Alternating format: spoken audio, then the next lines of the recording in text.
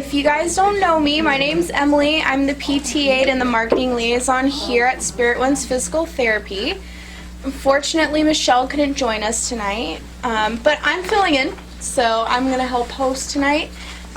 Tonight, we are presenting The Healthy Spirit, hosted and presented by Josephine Lang. Yeah. Well, thank you so much for coming. Our talk tonight is titled The Healthy Spirit. And I'm so very honored to have been asked to give this talk because, after all, we are here at Spirit Winds Physical Therapy. And the topic is about the mind-body-spirit connection. Now, 20 years ago, that was something that people were not that familiar with, the mind-body-spirit connection. But now, we've all kind of come to have a greater familiarity about that topic. And it's a really important topic. It has such a lot to do with our health and well-being. And so I just wanted to express my gratitude to Spirit Winds and to Michelle Jang, who owns this wonderful business, for asking me to come and talk about it tonight. So on the flyer, which some of you have probably seen, there Michelle and Emily came up with some beautiful questions for us to address with tonight. And the questions are, does spirituality truly affect our health and well-being? And where does it fit into our overall health? And does our connection with spirit influence our body's ability to heal or prolong an illness? And so those are the questions that I'm going to be addressing tonight. But before I begin, I always like to start all of my work with a spiritual agreement. And if you'll look, I've given you a little handout. And at the very top, I put those questions down, because that's what we're going to be discussing. And then just below it is the spiritual agreement, which was a gift from my mentor and teacher, Jana Massey. And I'd like to ask you all to join me in this agreement, and it goes like this. Together we acknowledge that everything that we think, that we say, and that we do at this time will be of the highest good. And together we ask for truth, the understanding of that truth, and the wisdom to use it in our lives. Isn't that a beautiful agreement? It's such a nice one. And it's a lovely agreement to make just with family or friends or anybody, anytime, because it really sets the tone for what we're trying to accomplish in our lives. So now, my question I would like to ask, I asked Emily to get us out the whiteboard tonight because I'd like to ask, what is spirituality? I mean, what do you think it is? Does anybody have any ideas? Yes, please. Believing in a higher power? Yeah. God. Yeah, okay. Believing in a higher power or God. Okay, anybody else? Just think within yourself for a moment. Reverence of the natural world? Oh, that's a great one, Sumac. Reverence for the natural world.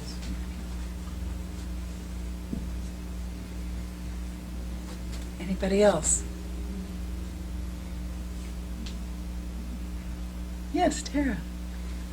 Acknowledging the connection between us. Beautiful. And that's acknowledging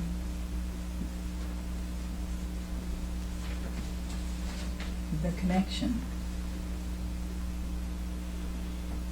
between us.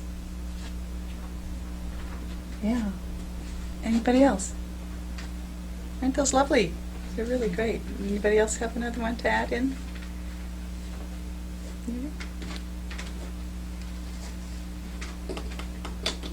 All right. So on our little handout, we have a definition of spirituality from the dictionary. And they said that it's the quality of being concerned with the human spirit or soul as opposed to material or physical things. And then just on the other side, I have the definition of spirit, which is the non-physical part of a person, which is the seat of emotions and character, the soul. Yeah, so those are nice thoughts about what spirituality is. Because if we're looking at the topic of mind, body, spirit, we know what the body is, we kind of know what the mind is, but let's also kind of get sort of touched in with what spirit is. So I have a little exercise that I'd like to go ahead and take us through, which is imagining your spirit. So if you want to just get comfortable, and if you'd like, you can close your eyes. And we'll just sort of slip into this little spot here of imagining our spirit. Because our spirit is tied in with our imagination a little bit. I mean, we just used our imagination to think about these things, our definitions. So let's just take a breath, a relaxed and easy breath, and just allow ourselves to get in touch with our spirit. And this is the part of you that was with you before you were born, and the part of you that will be with you after you die. And just see if you can get a sense of this part of yourself. And if you were to think of a word or a phrase to describe it, what would that word or phrase be?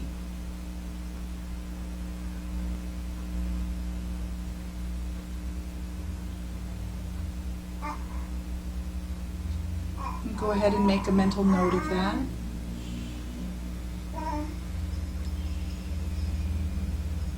And then allow yourself to begin to return to your normal waking consciousness and open your eyes.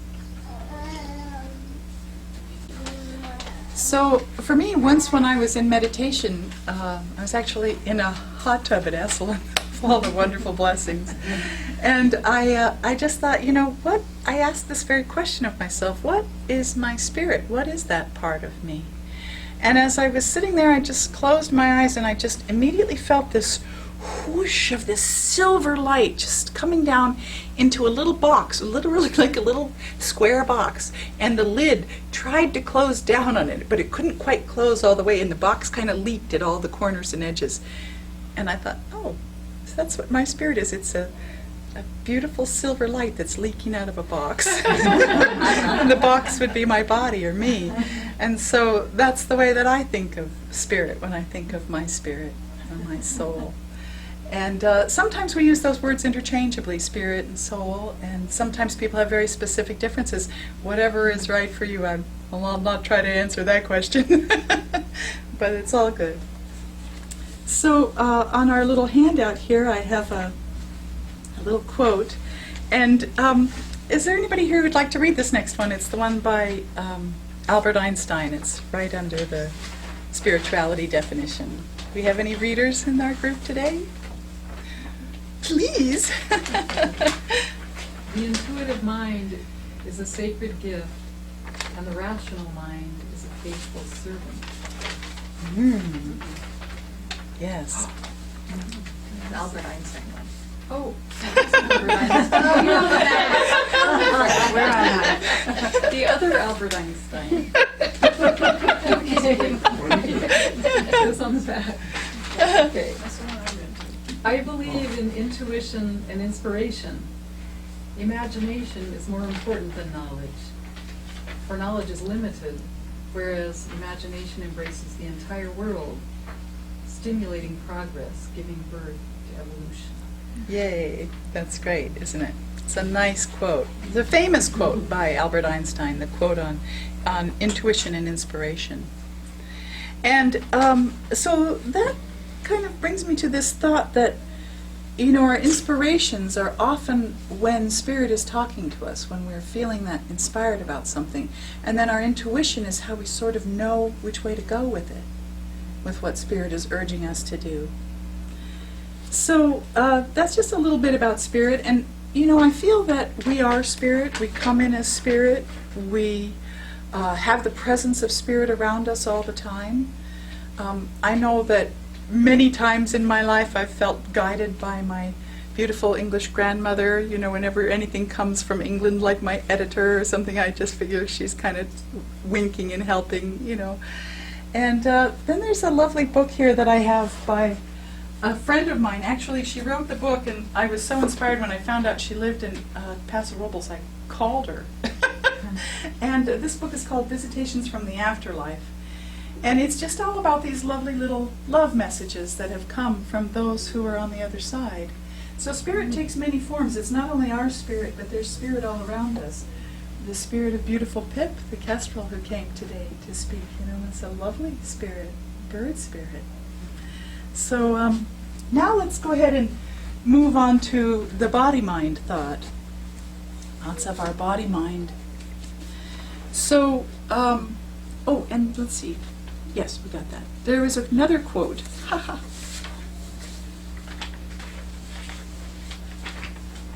Let's see if I can find it here. Oh, that's the one. You read it already, Judy. Thank you. All right, so our body-mind. So we know that emotions can be stored in the body. There have been experiences that I've had personally where I've been with a massage therapist and they've touched a certain part of my body, and suddenly I'll have a memory or I'll realize that something is maybe lodged in there, a little bit of emotional holding. And we also know that children, I was just with my little great nephew, he's 7 months old, and my goodness does his body express his emotions. So, he's really like, what? Who are you? And what are you doing in my house? You can tell every thought that he might have, or he's angry that he fell down. He's not hurt, he's angry.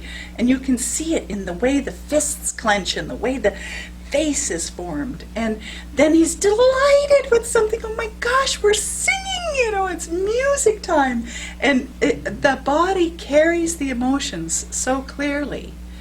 And so that's an interesting thought too about our body-mind connection, because we typically think of our emotions as being a part of our mind. So now we've got some definitions about the body and the mind. And the definition for the body is that the physical structure of a person or an animal, including the bones, flesh, and organs. Makes a lot of sense, doesn't it? And then the mind, the definition for the mind, is the element of a person that enables them to be aware of their world and their experiences, to think and to feel, the faculty of consciousness and thought. That's a nice definition too, isn't it? Kind of fits, I think. And as adults, we tend to sort of push down those emotions. We have a poker face. We don't want people to know our vulnerabilities because maybe we've been hurt, or maybe we just don't want to disclose who we are so much. So that's another thought on that. Now, René Descartes was a philosopher in the 1600s, and he really formed and shaped a lot of our world as we know it. And one of the things that he came up with was the idea of body-mind dualism, so that the body was separate from the mind. He was also the father of the mechanistic view of the world, the mechanistic reality, that all people and trees and animals are all really just like machines if you get right down to it. And, biomedical engineering has shown us that there's a lot of truth to that. You can recreate a limb, or, I just recently saw a young man who was walking with 2 mechanical legs from the knees down and doing a beautiful job. A lot of the work that happens here in physical therapy is on how to adjust the body to some of these beautiful mechanical devices that we have come up with to help our bodies when they've been injured really seriously. So there is a lot to it, but to simplify our whole world view to that mechanistic view of reality leaves a little bit to be desired, I think. There is no machine that can grow like a tree, right? There is no beautiful being that is rich with spirit like little Pip, who is here tonight, or Tara, who brought Pip. We're all just such whole, complete beings. We are not just machines. We're so much more than that. And so, but those thoughts, that mind-body dualism, really had a pretty significant influence on not only our religion, but also on medicine. And so we're talking about health and healing today, so this is a good thing to take a look at. And so often our medical professionals treat separate parts. We have an ear, nose, and throat doctor, or we have a cardiologist, or we have a gastroenterologist, and then we have a neurologist. these are all wonderful skills, and it's great that they go into such detail about their subject. But as just really we found out within the last 10 years, 20 years, if you go back in the research, how important that microbiome, the gut health, is to brain health, right? Now we're all like, okay, I get it, the microbiome. But for years, those two theories, those two ideas and understandings of medical treatment were very separate. And so, antibiotics, tons of them, and kind of affected the microbiome, kind of affected the brain. So now we're taking a look at all of that, and we're seeing that there's really room for a more holistic view, which is what mind, body, spirit is all about, right? It's the more holistic view. So just even connecting the mind and the body together is a big step for us in our thoughts as humanity. And then also incorporating spirit. Now, then, of course, these are as old as the hills, right? If you go back to the indigenous teachings and the original peoples of the world, well, that's very much a part of their reality. So the indigenous peoples, just here in North America, we have, the vision quests, where people would take some time to go apart and maybe fast and ask for and sincerely pray for and listen for spirit and what spirit might guide them with. And then to take action on that, to move ahead with what they've received, to let their body move ahead with what their spirit has inspired them to do, what their mind has gathered together from their inspirations. Or the sun dance, very dramatic experience, a huge ceremony for aligning the body, mind, and spirit. Or smoking the peace pipe. Here we are, we're gathered here together, all of us in community, we're in peace. We are smoking a pipe to show that. So there's a lot of really wonderful traditions, and that's just the few that I am aware of in North America here, but they go throughout the world. Lots of traditions that incorporate the mind and body and spirit. And so then, additionally, not only do we have that new awakening in our medical community, but here, speaking at Spirit Winds, we've had Gary Forrestman, who's a wonderful medical doctor who also incorporates herbs and natural therapies, or Karush Bagiri, or the lovely naturopath Zoe Wells, who comes and talks here from time to time, and of course all of our lovely therapists here at Spirit Winds, who really, this is the focus, which is so great. It's really nice. So I'm very grateful to them because we're bringing in that more holistic viewpoint. And then we also know that there are emotional roots in disease. I recently came across a study that showed that people who have a tendency to be overly caring can kind of develop some of those cancers, giving too much overly caring. So that's something to just be aware of. Doesn't mean that that's going to be any individual's particular, because we are so complex and there's so much more to just that. But it was interesting to see the study that showed that there's a tendency there. And so we know that there's emotional roots in disease. And that brings me to two more of our lovely books. I always bring my teachers because I'm fairly self-taught. And so Louise Hay, The Inimitable, Louise Hay, You Can Heal Your Life. I think this book has sold 40 million copies. Can you believe it? It's pretty astounding. Yeah. It's not because of advertising. That's just because it's a really good book. And then I also love, and one of my first books that she wrote and that I found early in my journey was Heal Your Body. Now this is a lovely little book, and in it she talks about all of the different, situations, like, for instance, the, food poisoning, allowing others to take control, feeling defenseless, is the emotion that might be behind that. And then the correct affirmation, or the way to think and to change the thoughts in the mind, is, I have the strength, power, and skill to digest whatever comes up in my life. Very nice, isn't it? Mm-hmm. So these are lovely resources. Yay, Louise.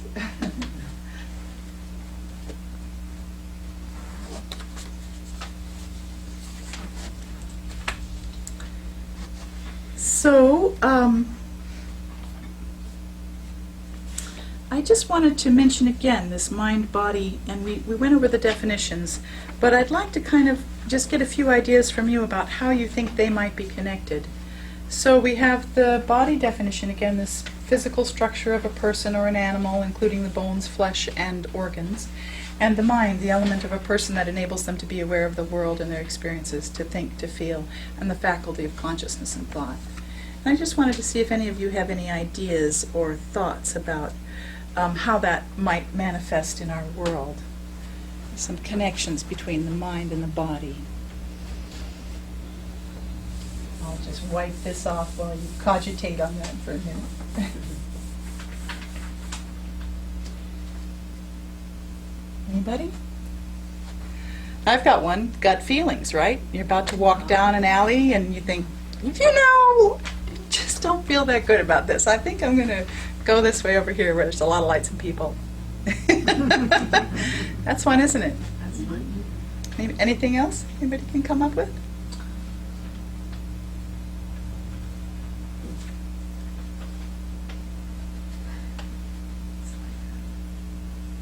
The mind and the body working together. It's like that, isn't it? A lot of times we get those feelings and we just can respond to them. Now then, of course, like the poker face, we also can tend to dampen them down. So I'm one for sometimes getting a little touch of food poisoning because I'll think, oh, it's okay. My mind sort of says, oh, I'm not going to listen to my inner self that's saying, Or I once got in a really bad car accident because there was a man who was tailgating me really tight and fast, and I had this little hunch that said, I think it was, just like, oh, I could pull over and let this one pass, Oh, it's okay. Boom, a little later, so so there are those kinds of experiences.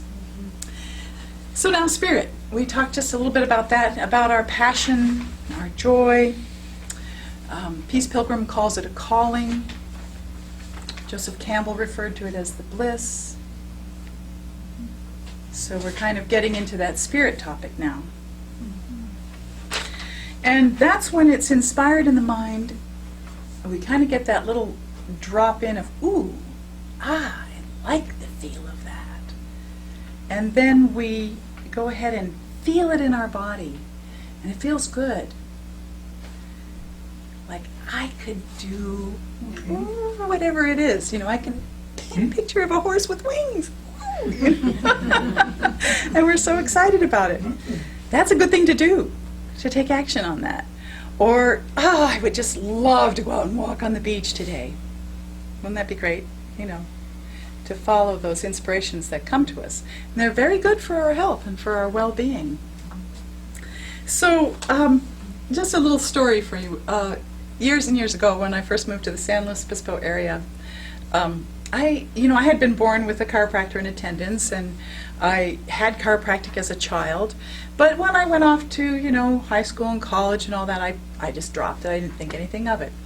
So we were up here, Frank and I were living in San Luis Obispo, and Frank was working as a gardener at Cal Poly. He had just started in this new career, and he found that he had a pain in his foot that was really pretty nasty in his toe. And he was like, oh man. And he toughed it out for a couple of weeks, and it just got worse and worse. And a friend of ours had said, oh yeah, he'd gone to this doctor, this chiropractor, Dr. Otto. So Frank said, well, I guess I'll give him a try. So he goes into Dr. Otto, and Dr. Otto does a few little tap here. And now some of us know about kinesiology and muscle testing to test to see if something is wrong. Well, this was, 30 years ago, and he's like, what? I don't know. And Dr. Otto holds this bottle of some thymus pills or something next to his ear, and he's all of a sudden, Frank has got the strong muscle, and he's like, okay, so take 2 of these every morning and every night, and off you go, and give me my $35 and goodbye. And Frank walked out to the car, and he thought, oh, I have just been had, what was that? And he thought, well, if these things are going to work, they're going to work now. So he just chewed up, 8 of them or 10 of them, and just like it tasted terrible. He was like, rah, rah. Well, he was all kind of a little mad about the whole scene. So then, didn't happen to, the beauty of health. You don't even notice it, right? when it's really good, you're just like, la-di-da. You don't even notice it.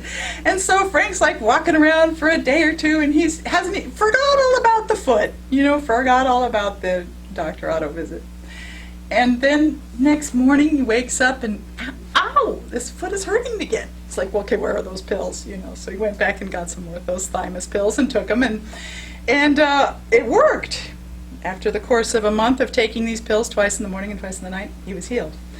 And so I was at the time taking some horse classes at Cal Poly, getting bounced off from time to time and getting hurt, and I thought, maybe I better go see this Dr. Otto too.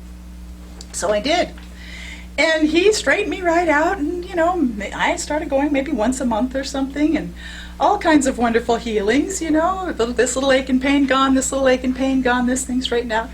And then Dr. Otto went on vacation, and he went on a cruise ship, I think it was, for like 2 or 3 weeks, or I don't know what it was, but while he was gone, about a week before he came back, I woke up in the night with tears literally falling out of my eyes and onto the pillow. And I had this knowing, this feeling that he was going to have a stroke. And I loved this guy. I was very grateful to him for all the healing. I mean, you can't help but loving somebody who's a nice sort of fatherly figure, great old guy who takes good care of you, And I thought, wow, that's really weird. I did what we often do with our mind. I was like, I'm not going to pay any attention to that. Put that aside. Well, 2 nights later, it happened again. Okay, oh, that's kind of spooky and kind of weird. I'm thinking, Well, then the day before he comes back, and I happen to have an appointment set for the very first day upon his return, it happened a 3rd time. And, my mom used to always say, 3rd time's a charm, you take action, So I thought, oh, gosh, I have to tell him about this, And sometimes that's the way our inspirations and our spirit calling feels. It's like we have to really be brave. It's like jump and you're going to fly kind of a feeling.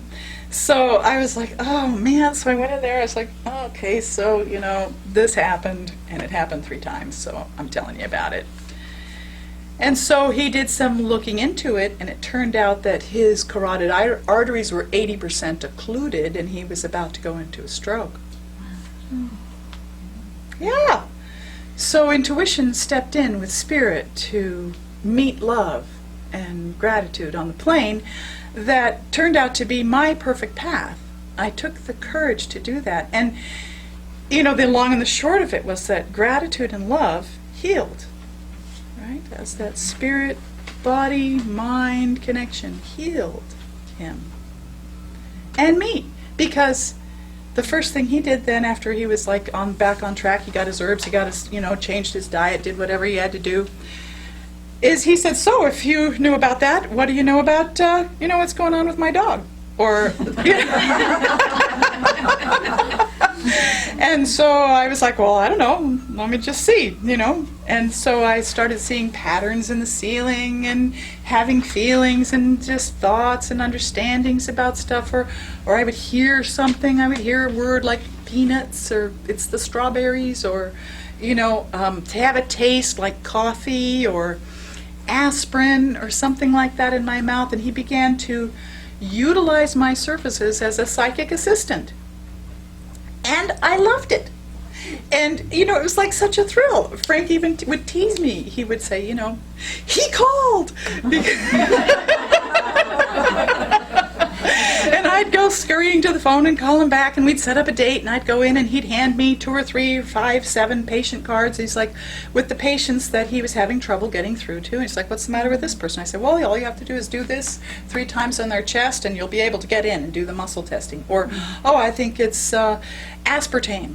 I can feel a vibration in the kidneys or whatever. And so I got a chance to really fine-tune my skill while I was in his office. This was a part of my purpose. This was a part of my joy. I had to be brave enough to take that first step and say, I was crying on my pillow while you were gone, but I did it.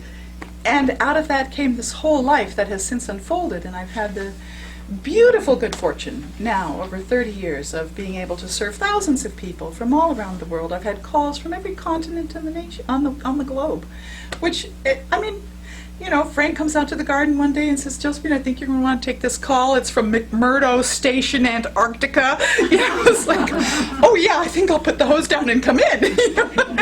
Yes, hi, how can I help? I heard that I've got kidney problems and I'm here with a research team and, okay, let's do this. So it's really wonderful when we give ourselves the life that we came here to live. It takes some bravery, but it's a good thing. So, there's a little bit of that. So, any ideas of what happened there? Do you have any ideas for our whiteboard? What occurred? Spirit talked to me, intuition came through, that connection. It's our whole self. It's our whole self when we bring our whole self to the task of our lives. All right. I think that's what happened. I think that Spirit guided me, and it guided me through love. So now we have that quote that Judy read already on intuition. Would you like to read it again? Yeah. Oh, good. Thank you. The intuitive mind is a sacred gift, and the rational mind is a faithful servant. That's a really nice one. Isn't that great? Yeah. Yeah. It's beautiful. So now here's another story that's very similar to mine. And Frank reads to me at night in bed. It's such a wonderful thing. And so he read this to us.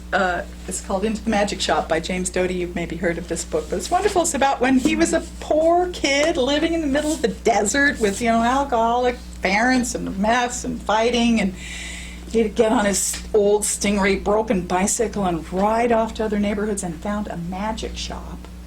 Went in there, and the guy who had the shop was gone for the summer, and his mother was there minding the shop for 3 months, and she was an amazing woman. She just saw him and thought, this kid is so great. I think I'm just going to... She had wanted to spend the summer with her grandson, but her grandson went off with her son, and she got left with a magic shop. So in walks this 11-year-old boy, same age as her grandson, and she's like, okay, you're the one. So she shared all of her secrets of life with him, and he used those secrets of life to go on to become an amazing neurosurgeon who could do things like use his intuition to clamp that, bleeding artery in the middle of a brain of a 7-year-old child and save his life just because he listened to his heart and just followed his, be the force, follow the force, be with yourself, do what you need to do. So it's a really great book and a lot of fun. And, we can all have stories like that. We can all, if we just let ourselves be who we really are, the truth of ourselves. So, there's that one.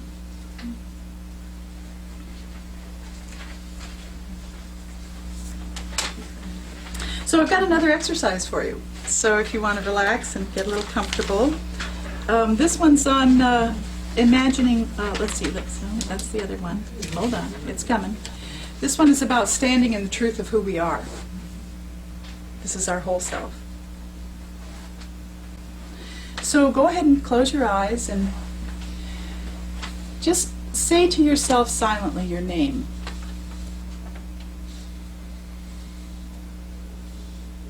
And let yourself find a clear sense of your identity, of your being, of who you are. You are a unique individual. You're a part of the body of humanity, and you are a being here on earth, but you're also uniquely yourself.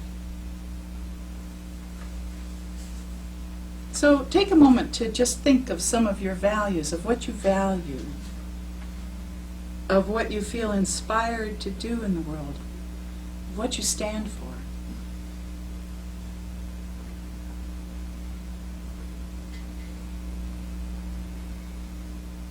Maybe you honor and value honesty and integrity. Perhaps you're inspired to take a personal stance for protecting children or helping prisoners. Or maybe you take a stance for personal freedoms and autonomy, or for interdependence and community. like Emily was saying here earlier. So just let yourself think for a minute of some of your opinions regarding our world today.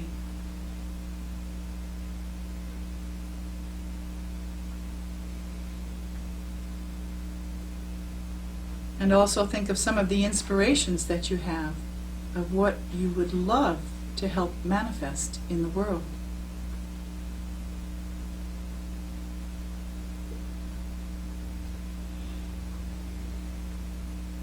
And now think of the act of standing, the physical act of standing up. Just think of that for a moment. And before rising, take a moment to think of how your leg muscles engage when you stand. Just think of that. How your feet support you. And now, remembering who you are and what you stand for, go ahead and open your eyes very consciously. And if you need to, use your hands to gather up anything that might be in your lap.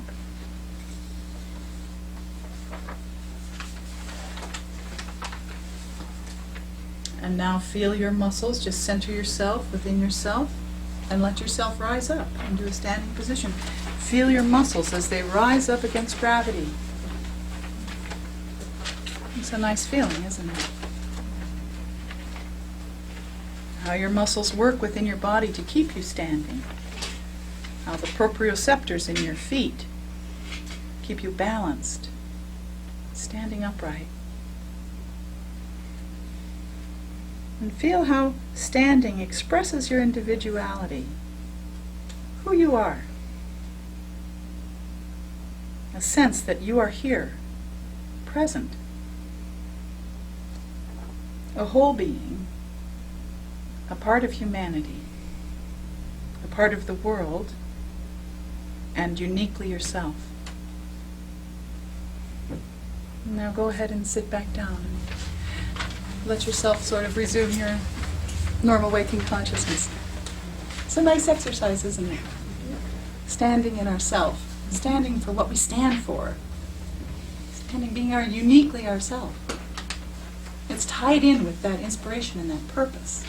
We take a stand for what we love. I dashed off to Dr. Otto's office.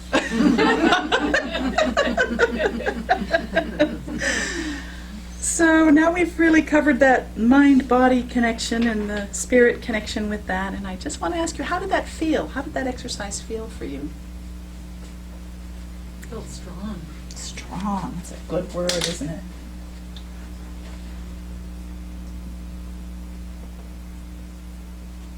Anything else? Grounded. Centered and grounded, yeah.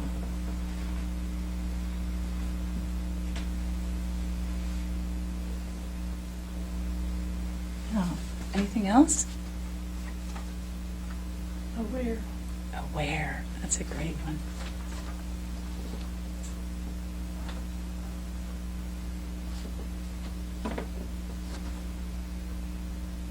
Yeah. Feels to me similar to strong, powerful. I feel a little powerful when I stand up for what I love. Almost, dare I say, invincible.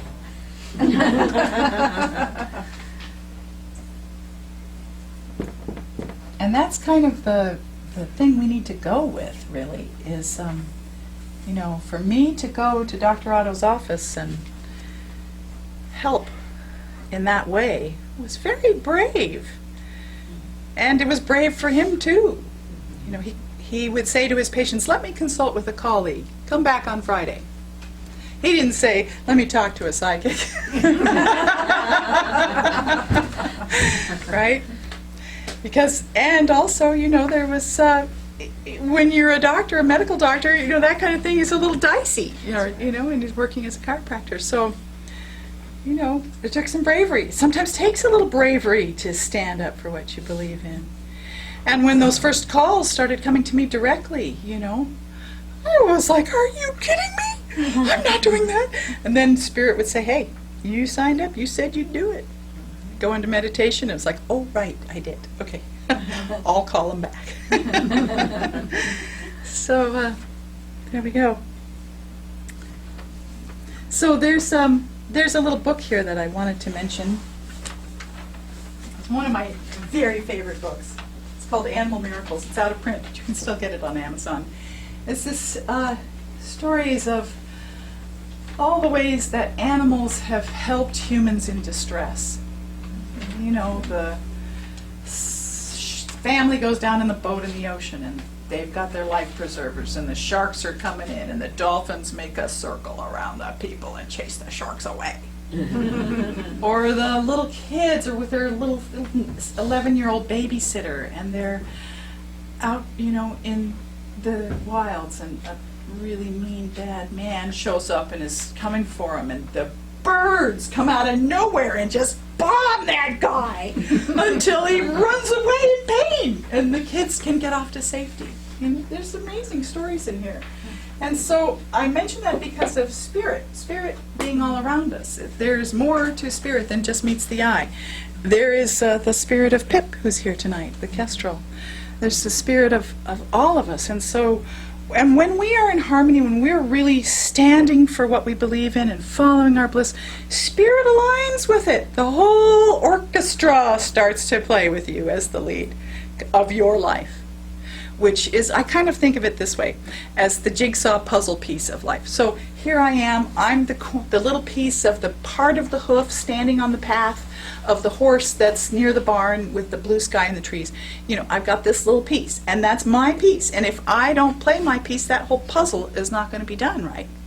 We don't want to have a missing piece in a jigsaw puzzle. So it's kind of our duty to stand up for ourselves and to do what we've come here to bring forward in life. So now, moving on into the health aspects of this.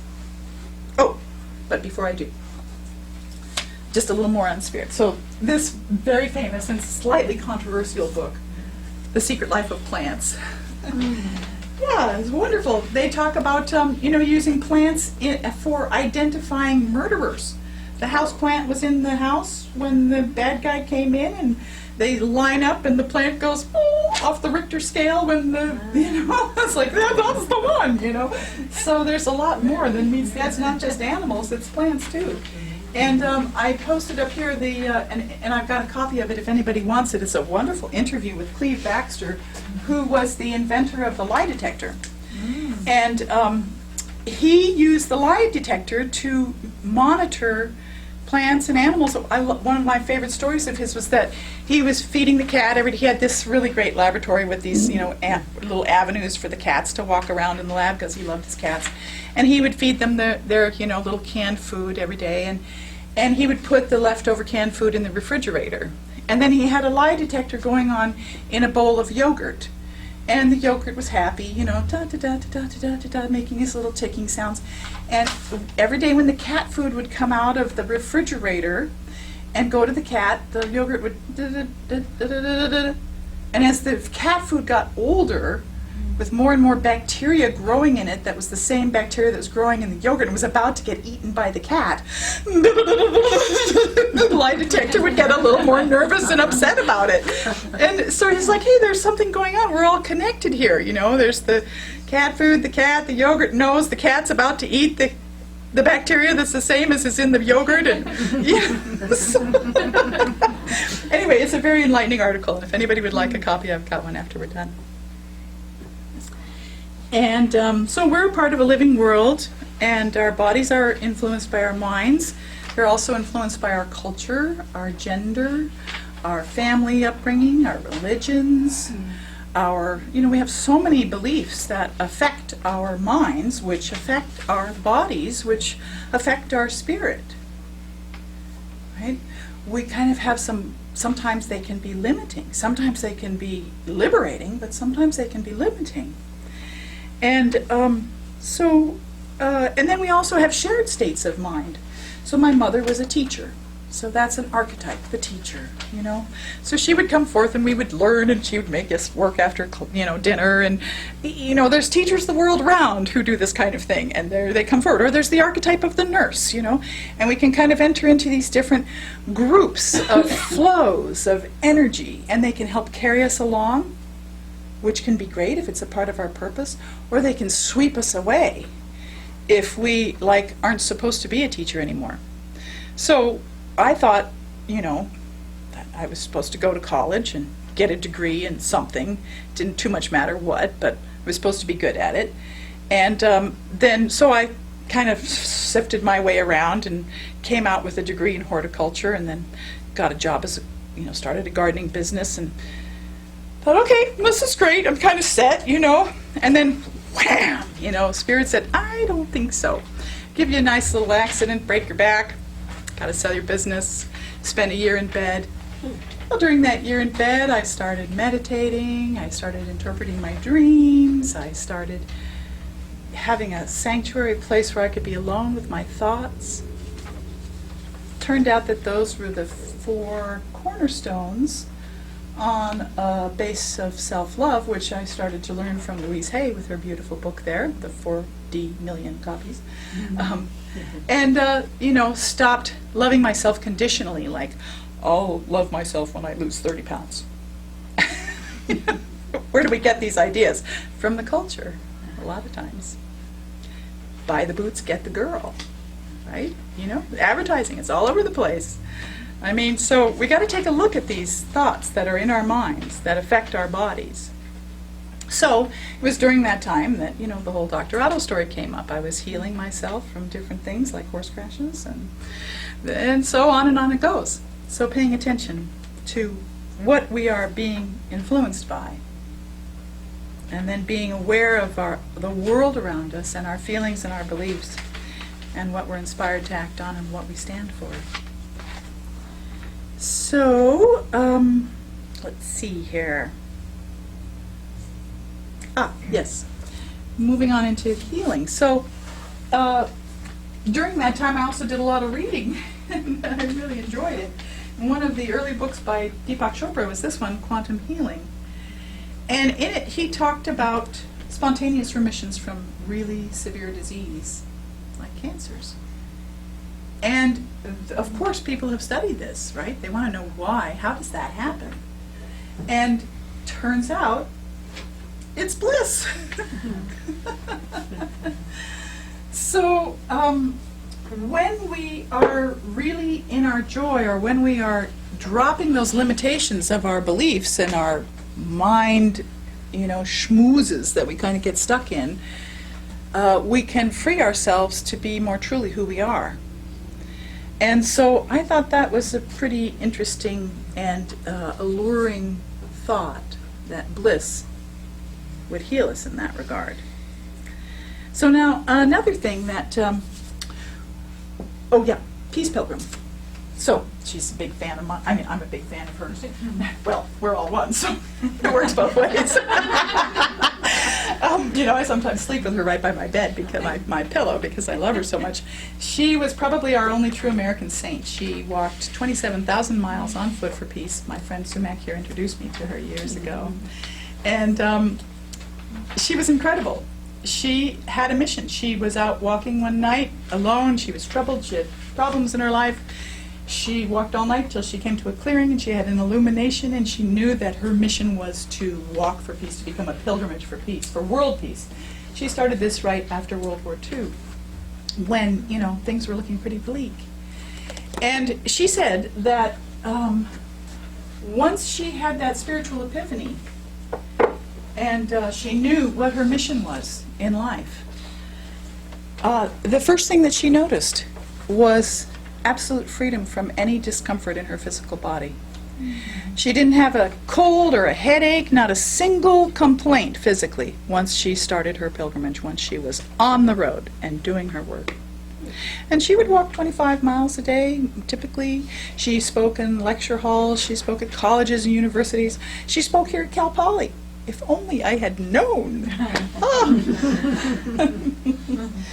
So when we really are there, it really comes to us. So now, when Michelle Jang and Emily and I were sort of tossing around ideas for this talk tonight, one of the early ideas that came out I thought was pretty fun. It was spiritual hogwash. And so I just want to talk about that just a little bit. Whoopsie, knocked my clock over again. And there is something to that. There is something to the idea that we can get a little lost in our spirituality and not really address what we need. Well, I'm a big fan of Dr. Richard Schultz, and this is one of my favorite books of his, a little paperback. There are no incurable diseases. And one of the things that he says is that when we're looking at health and well-being and illness, sometimes we have to turn the volume up. You know, we think, oh, maybe I'll take one little echinacea pill. Would that be all right? You know, I mean, we'll do all sorts of other pharmaceuticals, you know, because they've been tested and doctors have told us and da-da-da-da. But we get a little sort of timid when it comes to nature. But I look at nature, the natural world, especially the herbal kingdom, as being a remarkable part of the whole living world that I live in. And so when I use herbs, I can sometimes ratchet it way up and really use powerful herbs, and a lot of them, to address a healing issue. I'll also use prayer, and I'll also use aligning myself. I'll also use internal looking and seeing what might have caused that problem within me, where my body, mind, spirit is maybe a little out of harmony, where I'm not quite fully aligned, kind of like the Vision Quest thing. But I also will really jump in there with the herbs and use them. And I'll use them consciously. So I developed a little incantation that I sometimes use with the herbs. And it goes like this. As the wisdom and the intelligence of the herbal realms combines synergistically with the wisdom and the intelligence of our bodies, we create a truly comprehensive healing experience.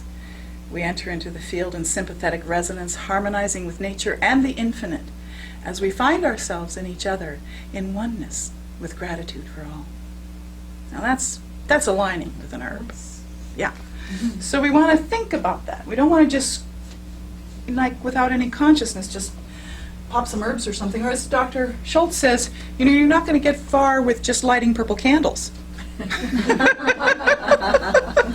So when Michelle mentioned spiritual hogwash, I thought, you know, there is something to that, and it's worth mentioning. Because sometimes when we're talking about health and healing, we've got to go a little bit over the top and to extreme, like entering into the bliss state. That's not any small task. That's a big step. Or like me with Dr. Otto, you know, being brave enough to step forward and do that work was, you know, I loved it, but I was scared of it at the same time.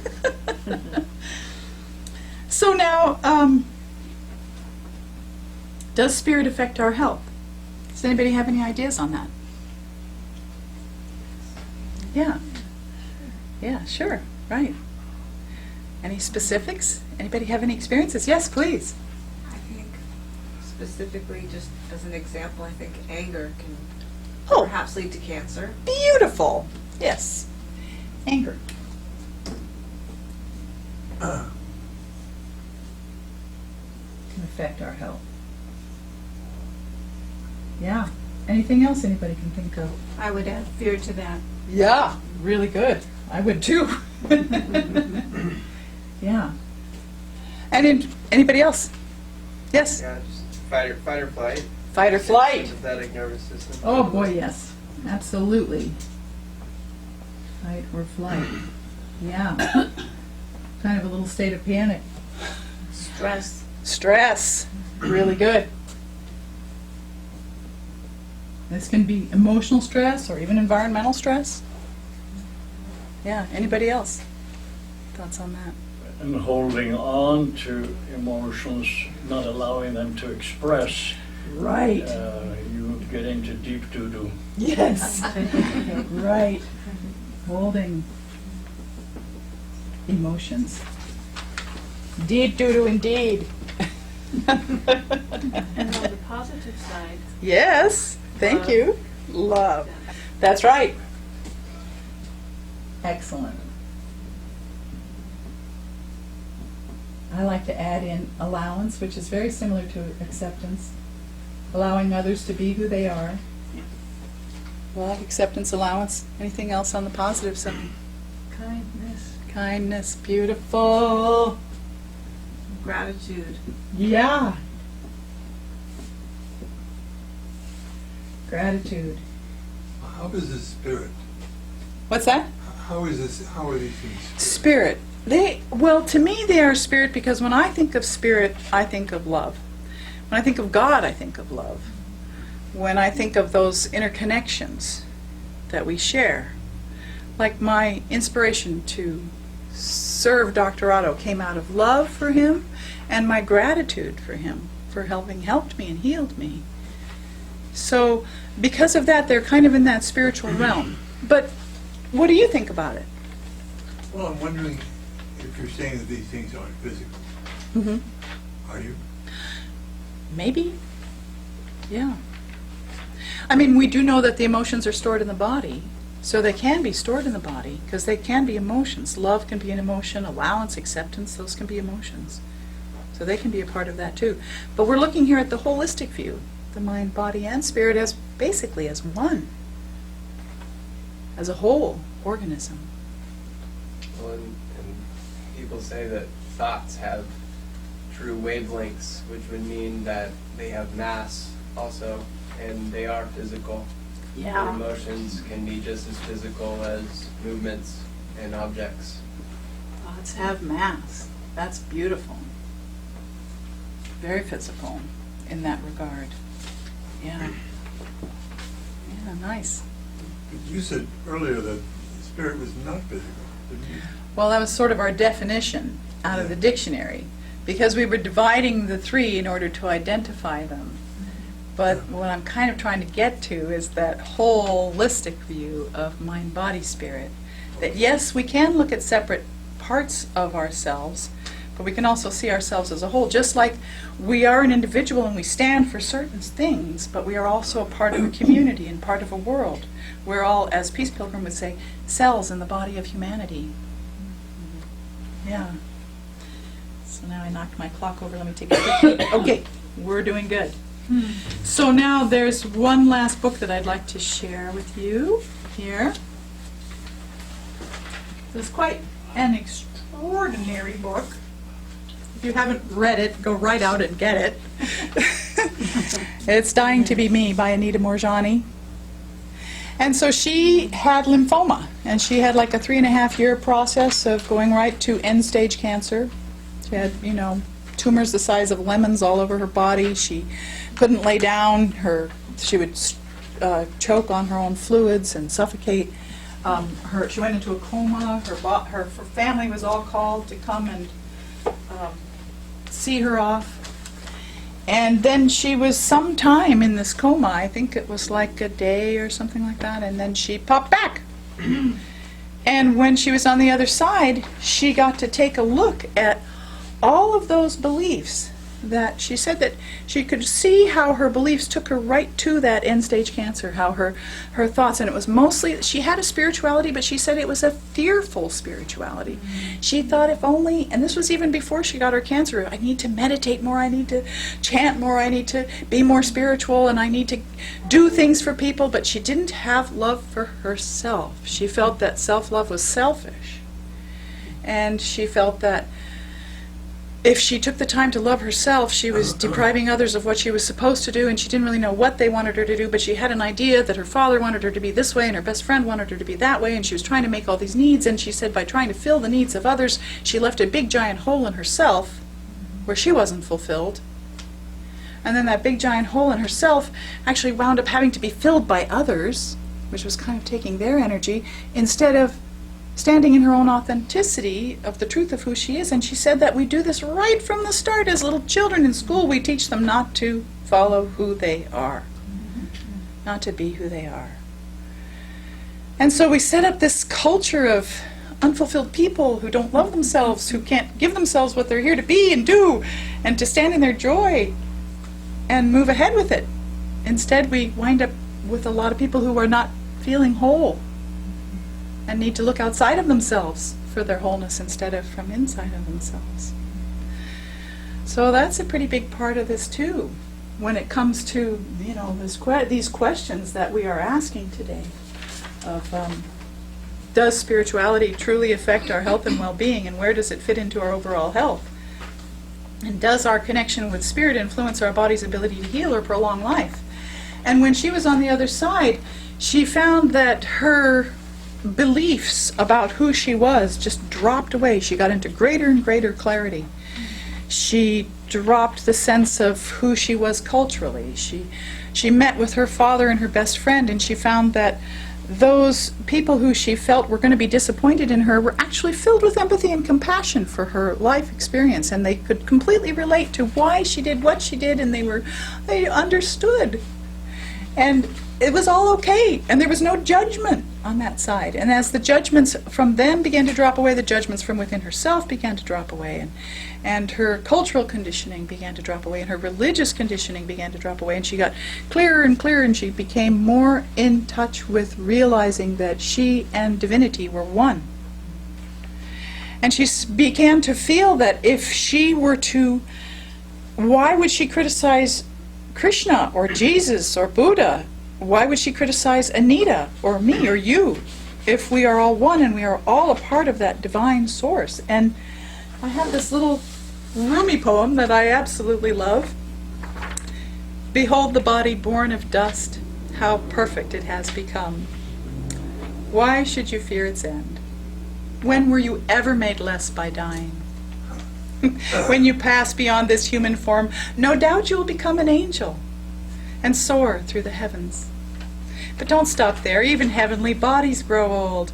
Pass again from the heavenly realm and plunge into the ocean of consciousness. Let the drop of water that is you become 100 mighty seas. But do not think that the drop alone becomes the ocean. The ocean too becomes the drop. And I think it's such a nice analogy for us to think of, that we are a part of divinity. We are created in that image. Each of us carries a spark of that, and that spark of that is in our love, it's in our inspiration, it's in our purpose, it's in why we're here, it's in my part of the puzzle piece of life. So we need to live it and do it. And let's see here now. So we are just at the end of our time here, and one of the things that I like to do is I always like to assign just a little bit of a homework. So what I have for you today for your homework is this: to find the stories that are in your belief systems that limit you, that hold you back. So go ahead and make a mental note of that. Find the stories that are in your belief systems that limit you, that hold you back from doing what you'd love, from being who you'd really like to be. And then the last homework assignment is one that Anita Morjani gives. And it's this, and I'll let you write this one down. If I really loved myself, what would I do? Isn't that great? If I really loved myself, what would I do? That's a good thing to ask every day, several times a day. It's the way that we can find our way. And then the very last thing on our little handout here is a wonderful passage from our great videographer and my dear, dear sweet friend, Einar Berg. And because I told him, I'm working on this talk, and you got any ideas, and he was like, oh yeah, I got a few, And then he was like, no, I don't, because I'm not sure. And then out comes the email late last night. So I'll just read this to you as our closing. The spiritual path should lead you as close as possible to God-mind, which is pure love and oneness. If you then at some point feel rekindled with that love and oneness, it will likely generate kindness and compassion in all that you think, say, and do, including how you treat your body, which may lead to healing and good health. Since this current illusion we have, and still are generating, consists of a duality, polarity existence, try to synchronize your thoughts, words, and actions with the positive patterns in your universe, not the negative ones. Because the laws of cause and effect will generate a result that mirrors your choices. And I thought that was pretty brilliant, so I wanted to put it on your handout today. Well, thank you all so much for coming. It's been a pleasure. And if you have any questions, feel free to ask. Great. Thank you so much, Josephine, for your lovely talk this evening. You're welcome, Emily.